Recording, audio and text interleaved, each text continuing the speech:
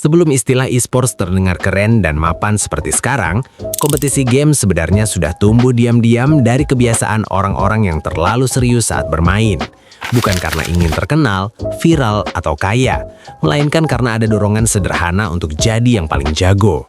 Dan jejaknya bisa ditarik jauh ke akhir 1970-an hingga 1980-an ketika mesin arcade mulai memenuhi pusat perbelanjaan, bioskop, dan tempat umum, di mana pemain dari berbagai usia rela mengantre lama hanya demi satu kesempatan bermain, lalu berdiri kaku menatap layar dengan harapan nama 3 huruf mereka tercatat sebagai pemilik skor tertinggi. Sebuah pencapaian kecil yang pada masanya terasa sangat berarti, bahkan cukup untuk membangun reputasi di lingkungan sekitar. Kemudian pada tahun 1980 digelarnya turnamen Space Invaders yang sering dianggap sebagai salah satu kompetisi game resmi pertama di dunia, mempertemukan ribuan pemain dalam satu ajang yang waktu itu dianggap aneh karena bermain game diperlombakan secara terbuka.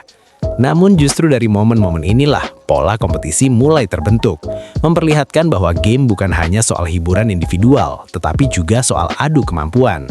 Lalu memasuki era 1990-an ketika komputer rumahan, konsul, dan jaringan lokal mulai menyebar luas, kompetisi pun berpindah ke ruang-ruang yang lebih personal seperti rumah, sekolah, dan warnet, melahirkan budaya LAN party, klan, dan turnamen kecil yang sering diadakan secara mandiri dengan hadiah sederhana seperti uang saku, piala, atau sekedar pengakuan, di mana para pemain mulai berlatih berjam-jam, menghafal peta, memahami mekanik, mengasah refleks, dan menyusun strategi, bahkan sebelum mereka sadar bahwa apa yang sedang mereka lakukan sebenarnya sudah menyerupai latihan profesional.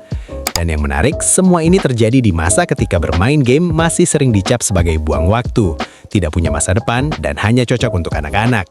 Sampai akhirnya game-game kompetitif seperti Doom, Quake, StarCraft, dan Counter-Strike mulai melahirkan pemain-pemain yang dikenal bukan karena cerita atau karakter, melainkan karena kemampuan mereka di dalam permainan. Perlahan menarik perhatian sponsor, media, dan penyelenggara turnamen yang lebih serius di akhir 1990-an hingga awal 2000-an.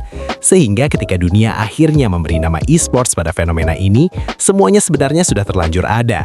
Tumbuh pelan dari komunitas kecil, dari gengsi sederhana, dari keinginan untuk menang, dan dari orang-orang yang sejak awal hanya ingin bermain lebih serius dari yang lain, tanpa sadar sedang membangun fondasi sebuah industri global bernilai miliaran.